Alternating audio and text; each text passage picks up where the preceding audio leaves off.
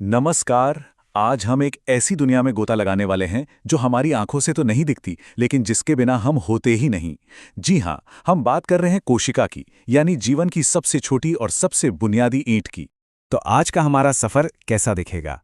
हम शुरू करेंगे कोशिका की परिभाषा और उसकी खोज से। फिर देखेंगे कि ये कितनी तरह की होती हैं, इसकी बनावट कैसी है, इसके अंदर कौन-कौन से अंग काम करते हैं, इसका कंट्रोल सेंटर यानी केंद्र क्या है, और आखिर में समझेंगे कि ये बंटकर अपनी संख्या कैसे बढ़ाती है। तो चलिए शुरू करते हैं हमारे पहले पड़ाव से और जानते हैं कि आखिर ये कोशिका है क्या और इसकी कहानी शुरू कहाँ से हुई। तो सबसे पहले कोशिका है क्या? सीधी सी बात है, ये जीवन की सबसे छोटी बुनियादी इकाई है। मतलब हर जिंदा चीज, चाहे वो छोटा सा बैक्टीरिया हो या हम इंसान, सब कोशिकाओं से ही बने हैं। यही हमारे शरीर को ढांचा देती है और सारे काम भी करती है। ये कहानी शुरू होती है 1665 में रॉबर्ट हुक के साथ।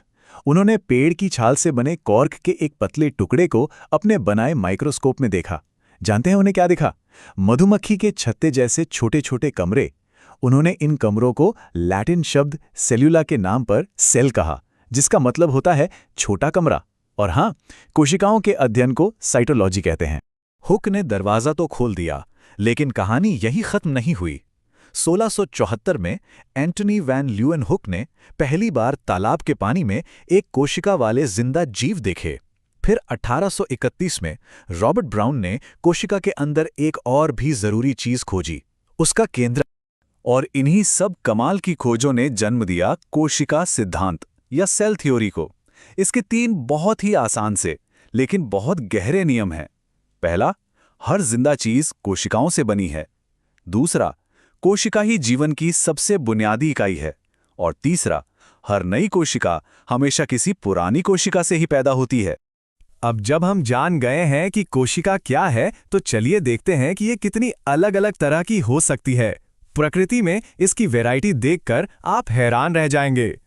देखिए, कुछ जीव तो बस एक ही कोशिका के बने होते हैं, जैसे अमीबा या यीस्ट। उनका सारा काम बस वही एक कोशिका कर लेती है। कुछ में थोड़ी ज्यादा कोशिकाएं होती हैं, जैसे स्पाइरोगायरा। और फिर हम जैसे जीव हैं, मतलब बहुकोशिकीय, जिनमें अरबों खरबों कोशिकाएं मिलकर काम करती हैं। और सिर्फ संख्या में ही नहीं, इनके साइज और शेप में भी जमीन आसमान का फर्क है। सोचिए, एक तरफ सबसे छोटा बैक्टीरिया है, तो दूसरी तरफ जिराफ की गर्दन की तंत्रिका कोशिका, जो कई मीटर लंबी हो सकती हैं। और इनके आकार भी अलग अलग होते हैं, कोई गोल है, कोई लंबा, तो कोई शाखों वाला। सब अपने अपने काम के हिसाब से ढले हुए हैं। चलिए अब जरा कोशिका के और अंदर चलते हैं और देखते हैं कि इसकी बनावट, इसका स्ट्रक्चर कैसा होता है। तो एक आम कोशिका को देखें तो मोटे तौर पर इसके 4 हिस्से होते हैं। सबसे बाहर की जो सख्त परत होती है वो है कोशिका भित्ति। ये पौधों, बैक्टीरिया और फंगस में मिलती है और कोशिका को मजबूती और सुरक्षा देती है। अब इस दीवार के ठीक अंदर या जानवरों की कोशिकाओं में सबसे बाहरी परत वो होती है कोशिका झिल्ली। इसे आप कोशिका का गेटकीपर समझ सकते हैं। ये बहुत सोच समझकर चीजों को अंदर आने और बाहर जाने देती है। और ये गेटकीपर काम कैसे करता है? 2 बड़े मजेदार तरीके हैं।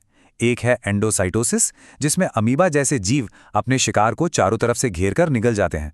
दूसरा है विसरण, जिसमें ऑक्सीजन और कार्बन डाइऑक्साइड जैसी गैसें ज्यादा मात्रा वाली जगह से कम मात्रा वाली जगह की तरफ अपने आप चली जाती हैं। और एक और बहुत ही खास प्रक्रिया है परासरण। ये सिर्फ पानी के आने जाने का खेल है।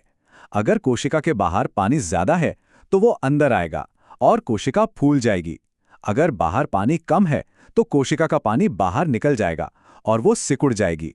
और अगर पानी बराबर है तो कुछ नहीं होगा। ठीक है, तो अब हम कोशिका के अंदर आ चुके हैं। यहां हमें मिलते हैं छोटे छोटे अंग जो अलग अलग काम करते हैं। इन्हें हम कहते हैं कोशिकांग या ऑर्गेनेल। ये सारे अंग एक जेली जैसे पदार्थ में तैरते रहते हैं, जिसे कहते हैं कोशिका द्रव्य।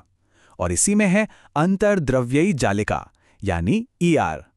ये एक नेटवर्क जैसा है जो 2 तरह का होता है। खुरदरी ईआर प्रोटीन बनाती है और चिकनी ईआर लिपिड यानी फैट बनाती है। अब जो प्रोटीन और लिपिड ईआर में बने, उनका क्या? यहां काम आता है गोल्जी उपकरण, जो कोशिका का पोस्ट ऑफिस है। ये चीजों को पैक करता है और सही जगह भेजता है। और फिर आते हैं लाइसोसोम्स, यानी कोशिका की सफाई करने वाली टीम। ये कचरा साफ करते हैं और अगर कोशिका खराब हो जाए तो ये फटकर उसे खत्म भी कर देते हैं। इसीलिए इन्हें आत्मघाती थैली भी कहते हैं। जाहिर है इन सब कामों के लिए एनर्जी चाहिए। वो कहाँ से आती है?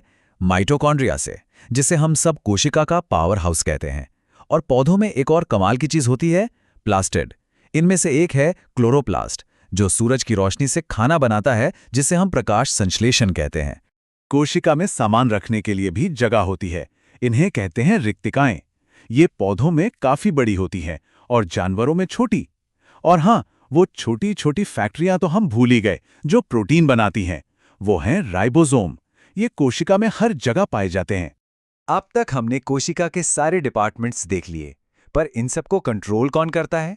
चलिए मिलते हैं कोशिका के हेडक्वार्टर यानी केंद्रक से। लेकिन इससे पहले एक जरूरी बात, सारी कोशिकाओं में ऐसा वेल डिफाइंड हेडक्वार्टर नहीं होता। इसी आधार पर कोशिकाएं दो तरह की होती हैं, प्रोकैरियोटिक जैसे बैक्टीरिया जिनमें असली केंद्रक नहीं होता, और यूकैरियोटिक जैसे पौधों और जानवरों की कोशिकाएं जिनमें एक झिल्ली से घिरा हुआ असली केंद्रक होता है। तो इस केंद्रक के अंदर आखिर है क्या? इसके अंदर है जीवन की किताब, डीएनए और आरएनए। यही वो ब्लूप्रिंट है जिसमें लिखा है कि कोशिका को क्या करना है और कैसे करना है। डीएनए की बनावट एक घुमावदार सीढ़ी जैसी होती है जिसे डबल हेलिक्स कहते हैं, जबकि आरएनए सिंगल स्ट्रैंड का होता है। तो हमने कोशिका को समझ लिया, उसके अंगों को देख लिया। अब आखिरी और सबसे जरूरी सवाल, एक कोशिका से और कोशिकाएं बनती कैसे हैं? इसके भी दो मुख्य तरीके हैं। पहला है समसूत्री विभाजन या माइटोसिस। ये शरीर की ग्रोथ और मरम्मत के लिए होता है। इसमें एक कोशिका बढ़कर बिल्कुल अपने जैसी दो कोशिकाएं बनाती हैं। दूसरा तरीका है अर्धसूत्री विभाजन या मियोसिस। ये सिर्फ यौन प्रजनन के लिए होता है और इसमें एक कोशिका से 4 अनोखी कोशिकाएं बनती हैं जिनमें गुणसूत्रों की संख्या आधी होती है। तो सोचिए जरा, जीवन का हर एक पहलू, हमारा बढ़ना, हमारे जख्मों का भरना और एक पीढ़ी से दूसरी पीढ़ी तक जानकारी का पहुंचना, सब कुछ इसी एक छोटी सी कोशिका के अंदर बसे एक पूरे ब्रह्मांड से शुरू होता है ना? कमाल की बात।